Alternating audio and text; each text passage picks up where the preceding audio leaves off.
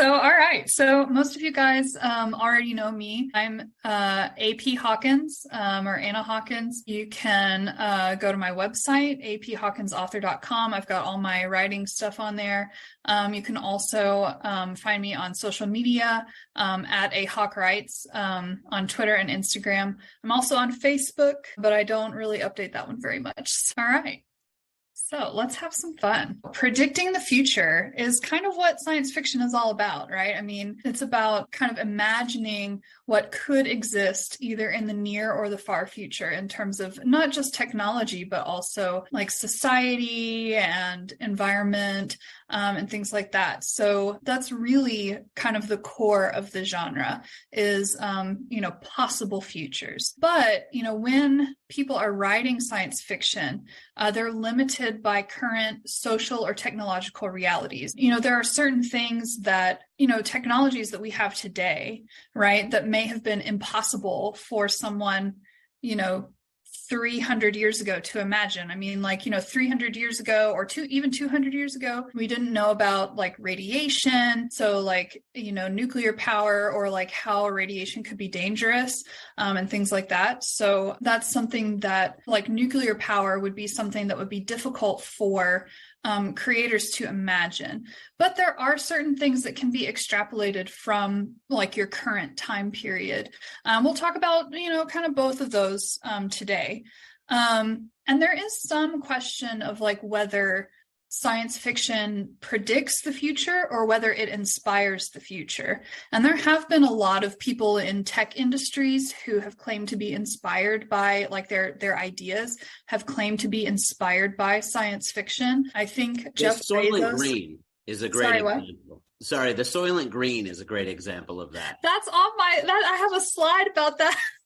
But the guy, he didn't make it out of people, but right. He did definitely know the movie, make the reference, tongue in cheek, and now Soylent Green is actually a product. Yeah, I remember, we'll talk about it when I get to that slide, but I remember when that company started, when I first started hearing things about that company, and I was like, did they do this up? Because it was like, oh my God, they know the implications of this, right? So, but I think, Jeff Bezos has said to have been inspired by science fiction, especially for his, sorry, my cat, especially for his kind of dream of space exploration. He's got what is it? It's like JetBlue or something like that he wants to do for space exploration, and he's been kind of inspired by science fiction to do that. So Blue Origin, absolutely. Yeah, that's it. And Blue then Origin. Elon Musk names some of his SpaceX things after spaceships from the Culture series by Ian Banks. Yeah, that's just names. Yeah. So I think that it can definitely be said that science fiction both predicts the future and inspires the future. So it's kind of like a circular kind of thing. We kind of go back and forth. Yeah, I got my super intelligent. I see that in the chat. I got my super intelligent cat right here. She's participating in the discussion today. Wow. All right. So what about like false predictions? We all have things that we've read about in science fiction that we're disappointed don't exist yet. My big one is flying cars. I wish, or like even not even flying cars, but even like cars that can actually drive themselves. I know, Tesla, they're doing, auto, whatever, but it's not at the level that I would feel safe using it at this point. And science fiction has predicted that we would be there by now. And accessible interplanetary travel, not there yet. Or like teleportation, we're not there yet, and we might never be there. So. Oh, I love the theories about what teleportation actually does to you. And I'm sorry if I'm getting off track. Well, no, disassembles your body. Yeah, disassembles it and then reassembles it somewhere else. Basically, you're 3D printing yourself in a different place, so there are a lot of false starts in science fiction, false predictions. They're probably more numerous than the ones that have actually come true, but they're less fun. So we're not really going to talk about those today. I just wanted to include it, say, science fiction writers are not prescient, obviously. And, they will probably, be wrong 9 times out of 10. But then the one time that they're right, it's like, oh man, well, this was predicted 200 years ago. Yeah, Janera, do you have a question? Sorry about the not being seen because I'm currently eating right now. I was running around doing chores with my mom a few seconds ago, but I had a question about it, but sorry for not showing up on screen. What about if the world coming to the end? Like, don't they do that in sci-fi books and movies? Like, okay, like the apocalypse, or Yes. y'all know X-Men, like apocalypse, and like, what about those? Because people have been saying it for a long time about the prediction, but it's been false. Yeah, like apocalypse fiction, definitely. That's a big trope in sci-fi, and we haven't had a large scale apocalypse yet. Cross fingers that we won't for a long time. But yeah, that's definitely another one that hasn't come true yet. That doesn't mean it won't ever happen. But yeah, I mean, people predicting that we would have had an apocalypse by now definitely weren't correct. Jerry in the chat says the 1930s movie, The Shape of Things to Come, flying ships. Yeah, we don't have those yet. They have those in the Avengers too, big flying ships. Where are those? I want those. Andromeda Strain, Outbreak, The Day the World Stood Still. Yeah, I don't know. I think maybe the pandemic fiction maybe has come true a little bit. We're in it. The Day the World Stood Still. Yeah, that's another one. Haven't had aliens coming to Earth yet. Well, actually, maybe we have in this last week. So I don't know how much y'all have been following the news. Of over the last week of all the flying objects that have been spotted everywhere. And they're so mysterious, and nobody's talking about what it is. And yeah. It's interesting times we live in. Yeah. Biden's on TV right now talking about it. Oh yeah. Oh, have to go find that after this and watch. Yeah, man. Yeah, I'm tired of living in interesting times. Can we just live in uninteresting times, please? All right. Yeah, as long as we don't have a zombie apocalypse, Anu says, I think we'll be fine, and probably, hopefully.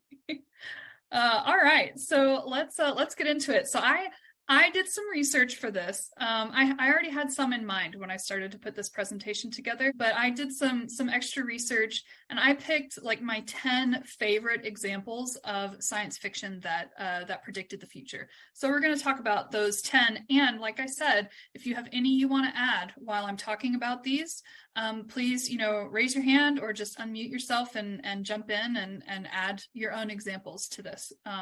So let's get to it. So the first one, 1984 by George Orwell. This is a book in which the world was subject to mass surveillance by governments. He published it in 1949. Obviously, it was set in 1984. It's right there in the name. I think it's kind of bleak that he thought we would get there so quickly, because we definitely weren't in an era of mass surveillance by 1984. But I think it's fair to say that we are. Our phones, our Alexas, our whatevers are always, our smart devices are always listening to us. There's been lawsuits in the past about Alexa's recording your voice when they're technically not active, and Amazon having stored all of those like voice recordings. So it's and like even like our phones are always listening to us. So it's definitely an era that we're in now. There's CCTV everywhere. Sean says the Soviets were already there in 1949. Yeah, that's fair. To scare everyone about communism and about the mass surveillance. I remember reading this book in high school. It was one of our required books in high school. And I just remember thinking about like all of the CCTV that is everywhere, and we didn't really have, like when I was in high school, we didn't really have cell phones that really listened to us yet, but we had the internet and all that. So yeah, I remember thinking that it was very bleak, and seeing that it definitely felt like, when I read this book, it definitely felt like this is where we're heading, is toward people watching us and listening to us all the time. So, all right, the next one is From the Earth to the Moon by Jules Verne. There are a couple of Jules Verne books on here. So this one was published in 1865. And it was set around the same time, which is kind of funny. But this book is all about like manned space flight and, sending man to the moon and landing on the moon. Yes, Sean points out it was written before rockets were invented. That is very true. And but definitely, predicted the future of, the space program, manned space flight, putting man on the moon. It's kind of interesting because the space flight in this book came from a different place than ours did. So like we had it was in the book, it was like gun enthusiasts who were like, let's create a gun that will send man to the moon, which is like, I mean, is it really so different from a rocket? But it seems sort of like two separate factions where he was talking about, we're creating a gun, and then, we have scientists creating a rocket instead. So I thought this one was interesting, especially because it was written so long ago. And Jules Verne, I mean, I don't know, that man, I said earlier that science fiction writers aren't prescient, but Jules Verne might have been. That's my my hot take. So this is an interesting one that I found. Looking Backward by Edward Bellamy. This is kind of a, the man, he like falls asleep and then he wakes up in the year 2000. So he's the main character is from the year 1887. So it's like, what's that fairy tale?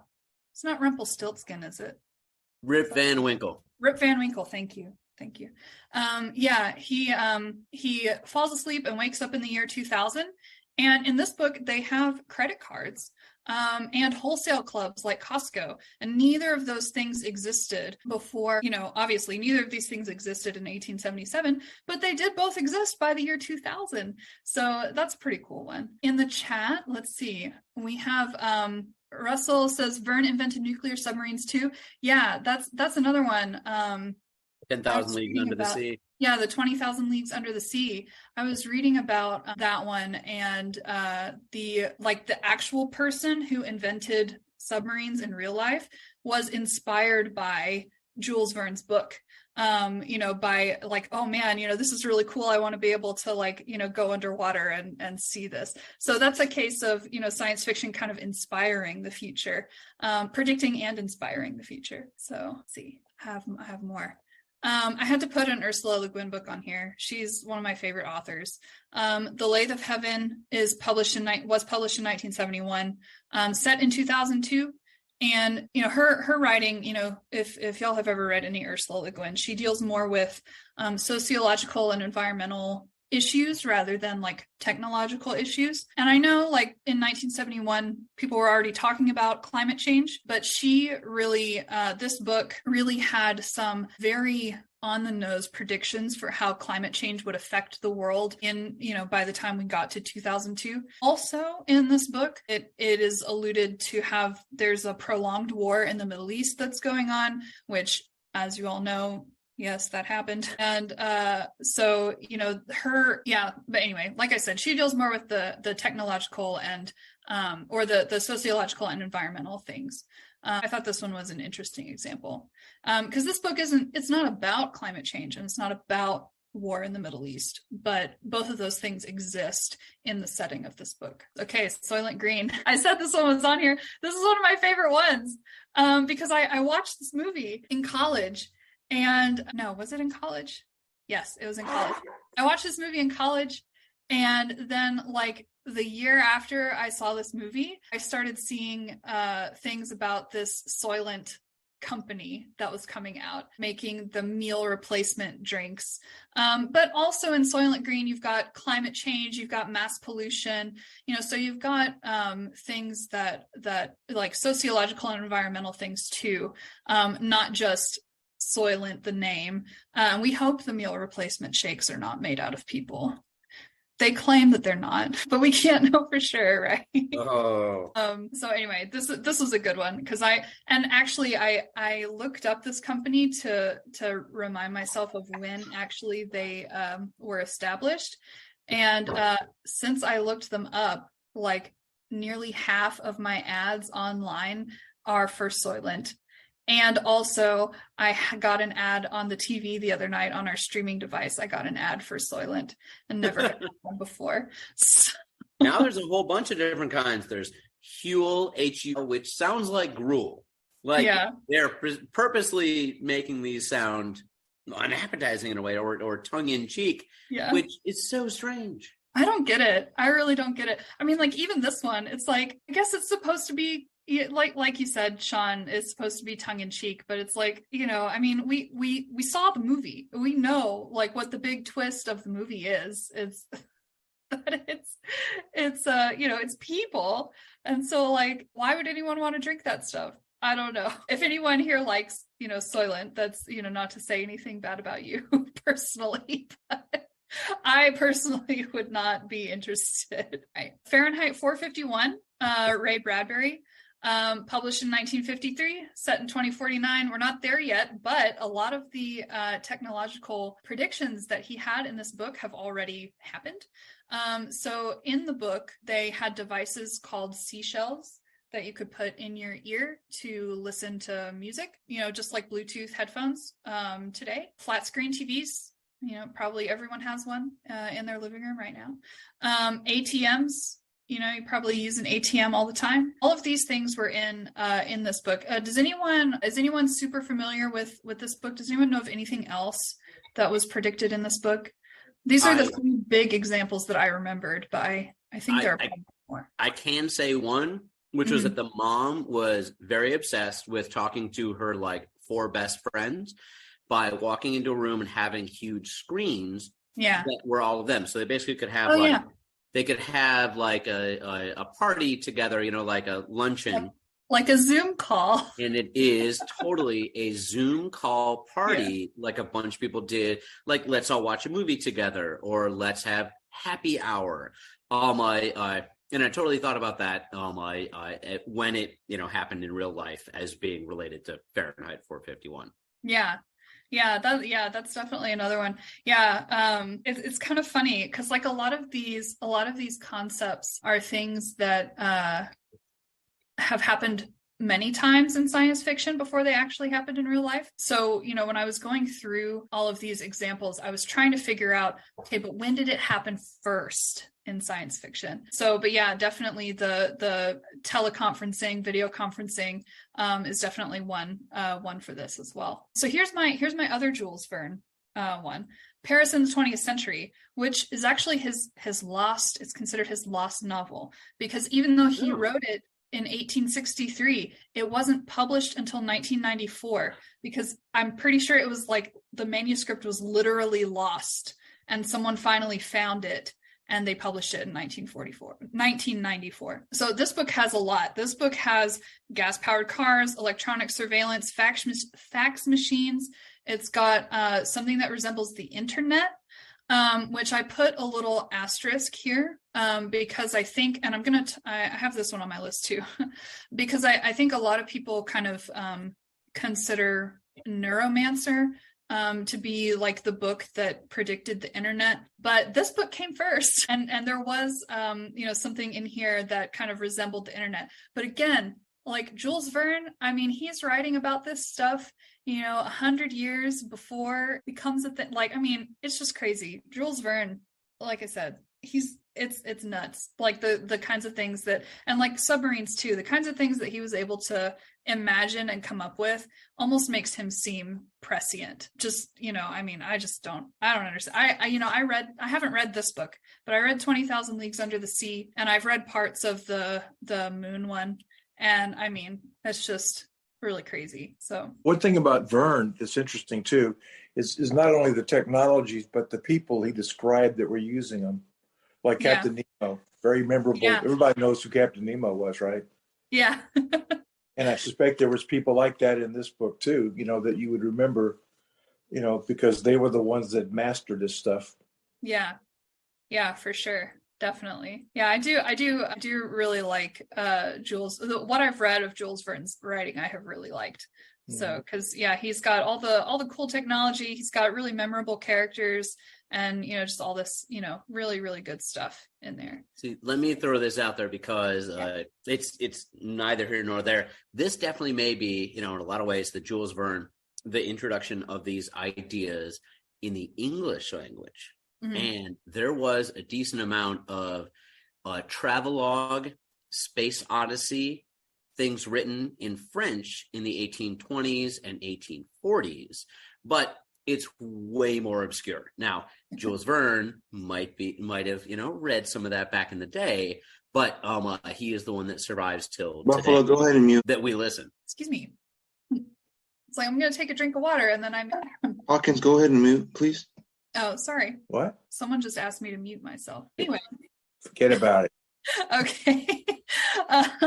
Anyway, all right. So moving on. Let's go to the next one. Yeah. So Neuromancer is the next one. Russell, go ahead and log out, buddy. You're good to go. Okay. No. Shut up. Okay. I think someone is accidentally muted. Maybe they could. Okay, maybe somebody left. I don't know. Yeah. Thank you. Whoever kicked them out. I was trying to do it, but okay. All right. So Neuromancer, like I said, I think most people, when you think of science fiction that predicted the internet, most people probably think of Neuromancer, even though it came before Neuromancer in Jules Verne's book. This book was set around 2035. They did have, William Gibson did have in here, the cyberspace, which is analogous to the internet. But when he wrote this, ARPANET had already been invented. So there already was like an internet. It was way smaller. I think ARPANET was not available to the public. I don't think. Someone correct me if I'm wrong. I think it was only available to like research institutions, so like universities and things like that. Was already invented. So by the time William Gibson wrote this, we were already on the cusp of the internet as we know it today. Because I think internet or ARPANET is considered like the actual birth of the modern internet, and then it became what we know of as the internet today. And then, but they're also in this book, the concept of hacking plays a major part in the book. As far as I'm aware, the concept of hacking didn't really exist at the time because, again, ARPANET was very small. It was not available to the public. So William Gibson definitely, predicted, this concept of being able to hack into someone's computer and like steal their private information and, whatever you want to do with that. So very interesting book. Definitely recommend checking it out if you haven't read it. Hey, here's one that is very timely. This one was published in 2019. It centers around the sudden appearance of a new virus. People buy face masks and quarantine to contain it. Lots of people believe it's a hoax. And if this isn't sounding familiar by now, then I don't know what to tell you. So this book came out the year before the COVID-19 pandemic, or like, just months before the COVID-19 pandemic started. So, and people have said of this book that Karen Thompson Walker was prescient when she wrote this book, which, I don't know. It's just the right book at the right place at the right time, I guess. They've said things like we were overdue, like it had been just over 100 years, and one of these comes around every 100 years or so. So very interesting that, it was on the way. Yeah. But that's always when you're looking in the back. Look, when you're looking in the rearview mirror, you can say, oh yes, it was bound to happen. Yeah. So it was the Spanish influenza was the one about 100 years before. Is that right? I knew it was an influenza. I guess, the Spanish influenza. So I guess she just looked at, historical trends and was like, well, this is a thing that we've seen happen before. And so I'll write a book about this. And then sure enough, the year after she gets her book published, it happens again. So, the timing on that one is very good. All right. This is my last example before we talk about a few other things. You can't talk about science fiction predicting the future without talking about Star Trek. And I'm a big fan of Star Trek personally. So I definitely wanted to get this in here. I know it's not a book, but I wanted to talk about it. So Star Trek first aired in 1966. There are too many technological predictions to really count in Star Trek, but some of my favorites. Automatic doors didn't exist when Star Trek came out, and they had automatic doors in the show. Tablets were pretty ubiquitous in the show, didn't exist when it came out. The medical tricorder for sure. We have now sometimes when you go to the doctor, they have an infrared scanner that they put up to your forehead to make sure you don't have a fever. That's like medical tricorder in Star Trek. Portable memory. like USB drives. They had those in Star Trek. Voice interface computers, Hello Computer. We got Siri, we got Alexa, we got, your Google Homes or, whatever computers you can talk to now. Cell phones, they had the communicators in Star Trek that were just like flip cell phones, like back in the day. Everyone had the Razor cell phone. Those were super popular when I was in high school. Everyone wanted a Razor, but they're like the communicators in Star Trek, that kind of thing. So does anyone have any other examples of technological advances from Star Trek, or that Star Trek kind of predicted that we have now? These are my favorite ones. I know there are more. Yeah, Janera. What about that one where you can scan your eyes in for your cell phone? Like it's like voice recognition and eye recognition. Yeah, biometric scanning. Yeah, biometric. Sure. I couldn't think of the name of it. Yeah. I have a fingerprint scanner on my phone that I use to unlock my phone. So yeah, biometric scanning. Yeah. Matt says they want to beam up in the future. I would love to do that too. That would be really cool. But, again, with beaming up and teleportation, whatever, we run into the same question of what does it actually do to you, but they covered that in Star Trek, right? Because there was at least one episode where the transporter created not evil clones, but it created clones. So, or like people disappeared into the transporter and they had to figure out how to get them back. I remember something about mixing up, people or something, like getting them. Yeah. Yeah. And then that was a joke in Spaceballs as well, which was making fun of Star Trek. But yeah, the scientific implications are that it is removing you piece by piece down to the atom, taking you somewhere else. So your body dies. So you die. And then you come back somewhere else and you are a totally different person. And so every time you're on the hollow, or on the transporter, it is killing you, which is very bizarre. And nobody, really thought about the implications for 20 years or so. Yeah. And he's pointing out the simulations in Star Holodeck. I actually, we're going to talk about holodecks in a second because I have that on my list. But yeah, we're on our way there. We've got VR headsets now. It's just a matter of time before we can scale the VR headset up to a whole room, right? So, also another one from Star Trek, targeted ultrasound technology, where you can use targeted ultrasounds to break up kidney stones like we can today, or so they could do things like that in Star Trek, where they could target ultrasounds to heal parts of the body. And even their weapons, their weapons, exactly. Set it to stun, Yeah, exactly. So, and all of this, without even getting into the sociological aspect, Star Trek featured, the first interracial kiss that happened on TV, among several other things, sociological. Their society, post-currency society, and things like that. So some things they've predicted sociologically that, we're not quite there, but maybe we will be in the future, and maybe we can hope for it if we want to. So those kinds of things. So Star Trek, is really cool for, if you haven't watched Star Trek, if you're not a fan, I really recommend it. Maybe don't necessarily start with the original series. Hot take. I would maybe start with the next one, the Next Generation. Start with that, and then you can go back to the original series with an appreciation of the show already. Data is definitely one of my favorite Star Trek characters. Okay, so have time. We're going to speculate wildly. And I invite you guys to speculate with me. How is science fiction still predicting the future? So first, what kinds of technologies are we on the way toward? We already mentioned holodecks with VR headsets, colonies on the moon and other planets, very ubiquitous in science fiction. NASA wants to put humans on Mars by 2040. So, we're on the way there. Hopefully, maybe we'll get there by 2040. Who knows? NASA wants to do it, so maybe they'll figure out how to do it. Machine learning and artificial intelligence, also pretty ubiquitous in science fiction.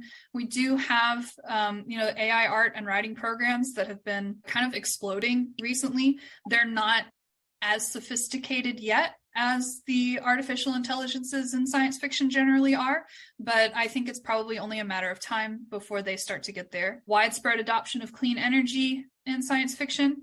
Hopefully we'll get there. We're adopting it more and more. So does anyone have any other things that you can maybe think are in our future that have featured in science fiction? No one wants to speculate. That's okay. Let me say this. So I just read The World is Red by Catherine Valenti. Mm-hmm. And that is when all of the polar ice caps have melted and yada, yada, and there is no land left. So the people that are, the few people that are left basically live on the Pacific garbage patch. So everything is floated up and they have tied everything together, and that's the only place that humans live. But it's a hilarious satire about, like, here is Pill Hill, which is where they threw all the pill bottles, and over there is let's call it like Waxworks or something, and it's all made up of candles. And so there's all these jokes about society and things like that, except in this world where there's only a garbage island left. Yeah. I haven't read that book yet, but it's been on my list. I've heard it's really good, so I'll have to check that out. Some things from the chat, developing like different softwares, that can do more things. Yeah, the metaverse. People talking about the metaverse. Yeah, I mean, we got Mark Zuckerberg, and I don't know about him. I don't know. Well, anyway. Metaverse isn't even his word. I know. Metaverse is from Neil Stephenson, Snow Crash, and that was the first use of it. Yeah. So in a way, that is maybe number 11 on your list of things that have come to be real. This metaverse sucks. Yeah. But we're getting there, and Ready Player One is another example of someone imagining a metaverse, and it's the first baby steps towards that. Love that, Captain Russell. Drones everywhere. Anybody have an example of drones everywhere in a sci-fi novel? Well, I mean, there are plenty of science fiction novels that feature drones everywhere. I mean, I know, and like in real life, Amazon wants to start doing deliveries with drones and things like that. So, we're getting to that. Cloning. We're on our way to cloning. I mean, we've cloned animals. I think probably the only thing really stopping us from cloning humans at this point are ethical concerns. So because the animals that we've cloned have done well and have lived full lives. We've done sheep. I think we've done pigs, probably a cow. I've lost track of all the ones. Yeah, Chinese cows. The cows. Chinese cow clone, yeah. Moral compass to start cloning people. Maybe we don't need that. Maybe we don't want to hope for that. I don't know. There's no shortage of those people right now. Yeah. Gene dupes in the metaverse. I mean, we've got all these places where you can send your DNA to, like Ancestry DNA, or I know there are more than that, but that's the only one that comes to mind. But we've got all these services where you can send your DNA to get information about yourself, or like you can send your pet's DNA to get information about yourself. But then what do they do with your genetic information afterwards? Well, right now, probably nothing, but in the future, they could sell it to people, who would do questionable things with it, maybe clone you, you don't know. So, there's all of that. Lightsaber from the chat. Yeah, I've seen videos online of like people playing around with like lightsabers that they've invented. And yeah, I mean, I feel like that's not quite there yet, but I think we're trying to figure it out for sure. Somebody made some plasma torch that is, like this long, and really you need a gigantic tank to make it work. But that's why it's science fantasy, not science fiction. Yeah, for sure. Christopher from the chat. Considering all the billionaires with their pet space programs, the stories involving the rich fleeing environmental problems to their own space stations might be on the way. I agree with that. I think that, Jeff Bezos and Elon Musk want to get out of Dodge as soon as they can. And that's why they're so invested in their space programs. Book called Dolly about cloning. Yeah, I think Dolly was the name of the first sheep that we cloned, like the very first one.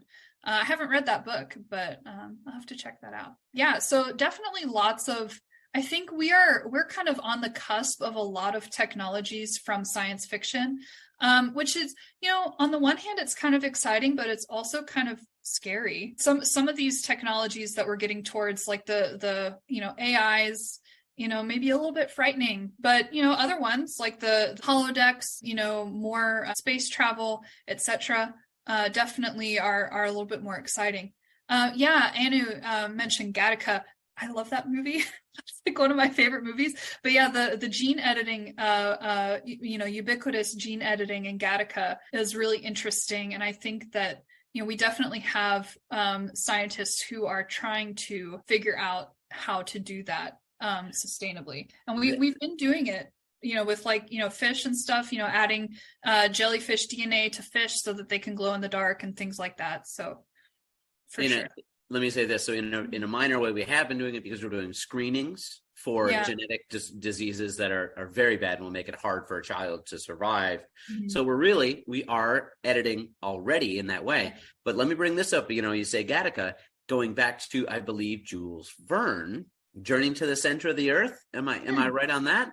And there was the two races, basically the humans and then the others who did all the physical labor, and they had bifurcated both from humans based on the selective breeding. But that's the 1860s, again already.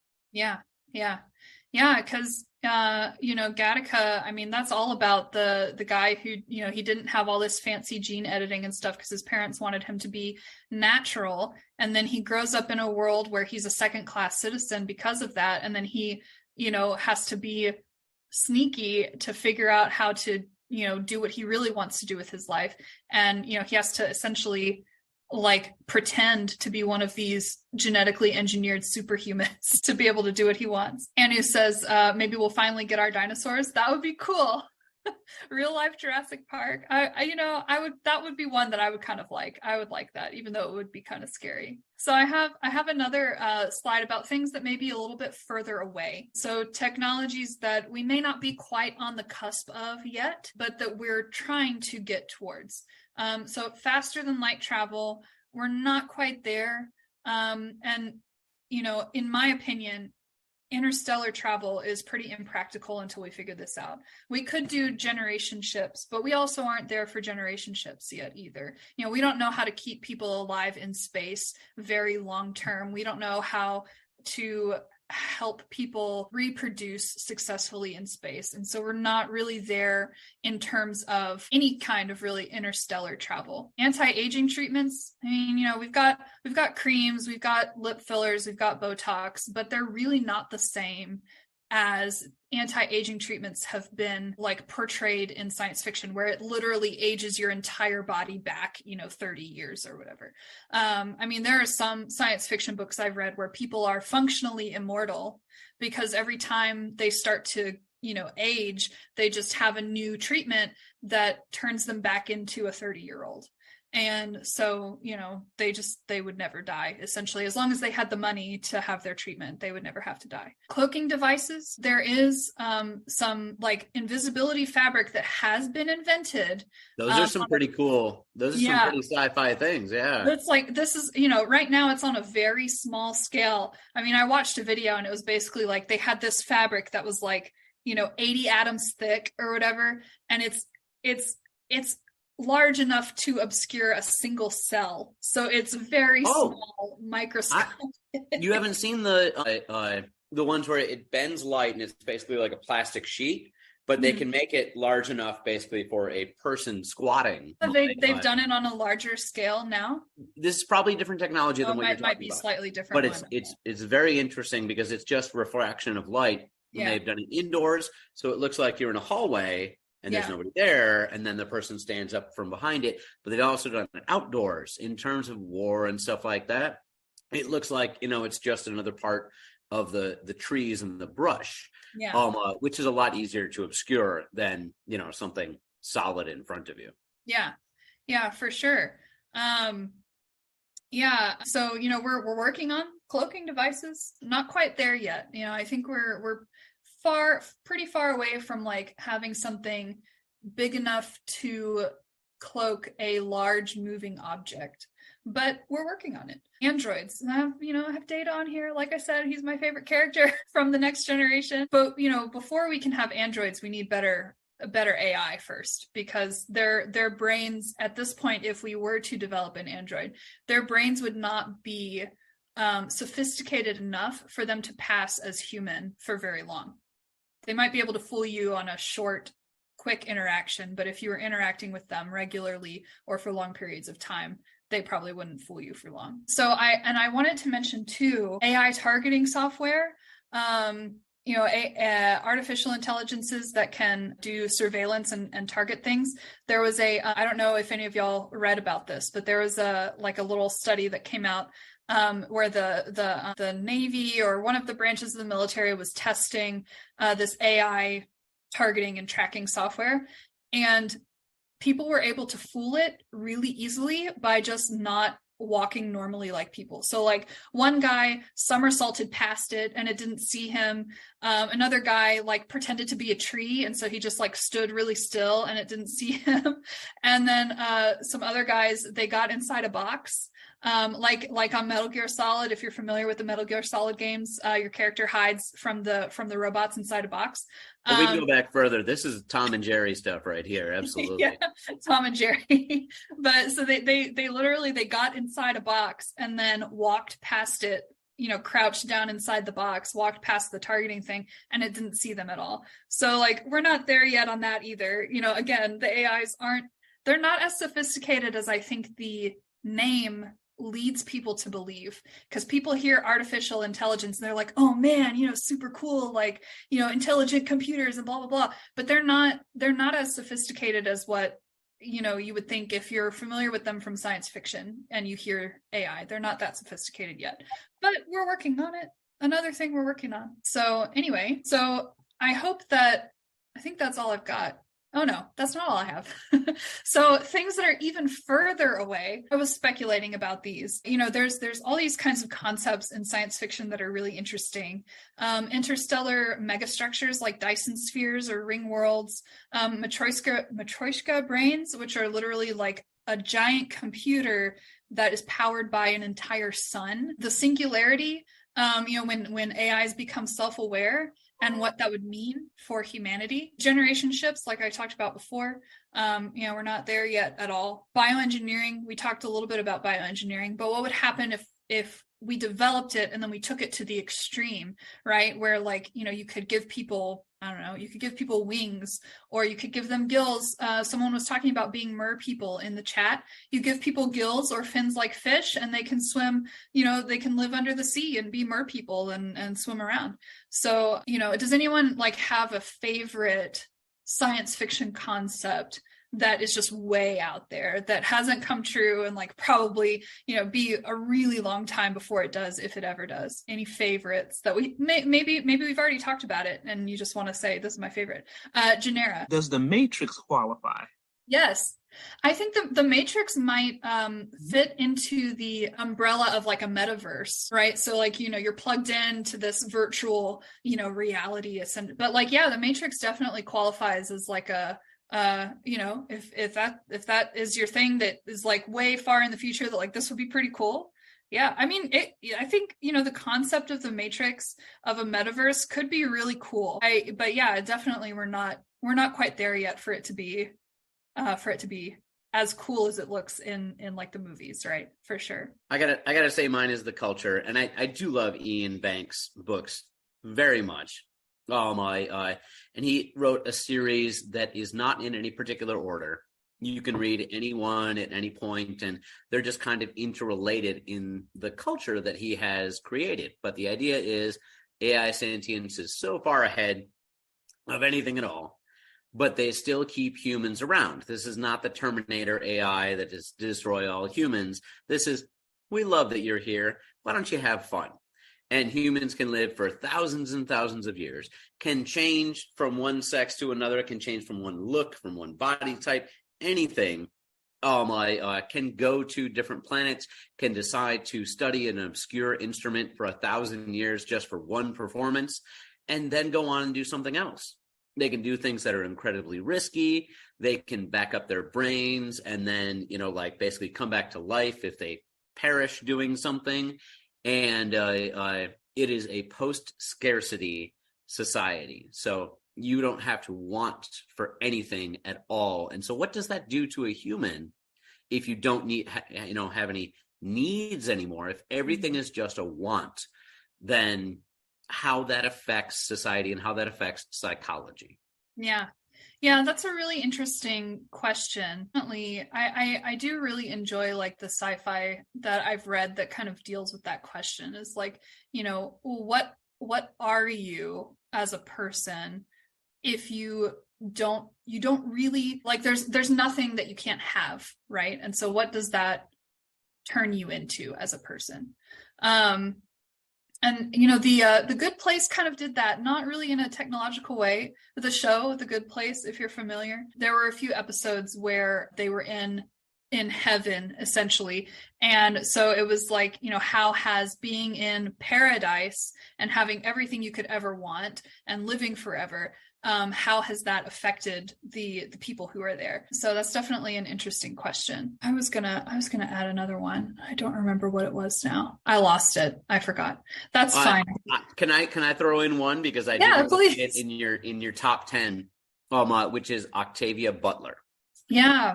And writing the Parable of the Sower and the three books in that series in the early 90s. So wildfires in California, maybe a couple. Droughts in the Midwest, if you remember that in the late 80s and early 90s, there was a big drought. The rise of Reagan, and she imagined this future that was, in a way, people having to work in Amazon factories and living there at the Amazon factories, and you're living in a company town. Other people living in gated communities that were literally like the walls kept getting taller and taller. And a president who comes on and says, "Make America great again," and is a conservative, and is trying to do that. But she used that specific phrase.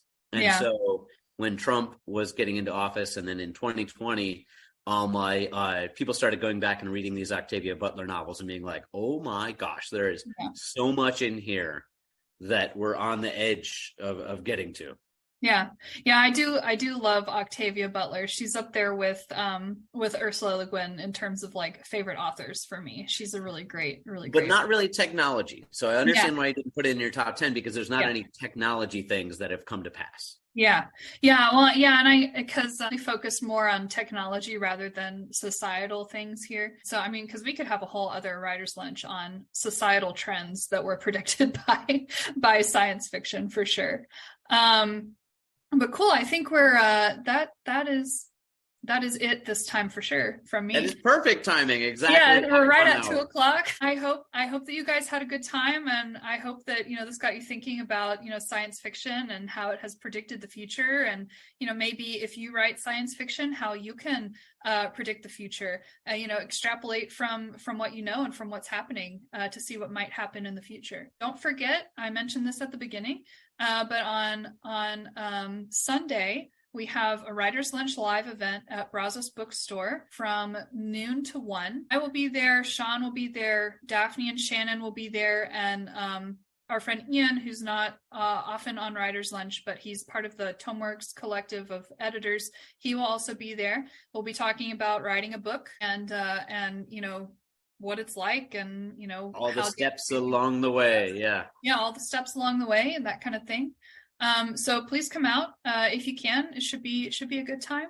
Janera, did you have a question? Yeah, I had two questions about what. Well, I'll stick with the first theme and then what you just said a second ago first. But what Mr. Buffalo said about science fantasy, I just looked it up. That so there is a realistic genre of science fantasy. So it just has to make it has to have strong science fiction elements and fantasy elements. Sorry, that was my first question. My favorite genre. Just where things that aren't going to happen. So Star Wars, the lightsabers, they have a crystal inside of it that makes the lightsaber go. There's no physics that says that is going to happen. all my it's just, yeah, the science fantasy is, you're not trying to base this on things that can potentially happen. You're using your imagination like a fantasy novel about dragons, but applying it to the future instead of to a theoretical past or to an alternate. Okay, thank you. Yeah, no problem. All right, so thanks everyone for coming. Yeah. All right, thanks everybody. Have a good afternoon.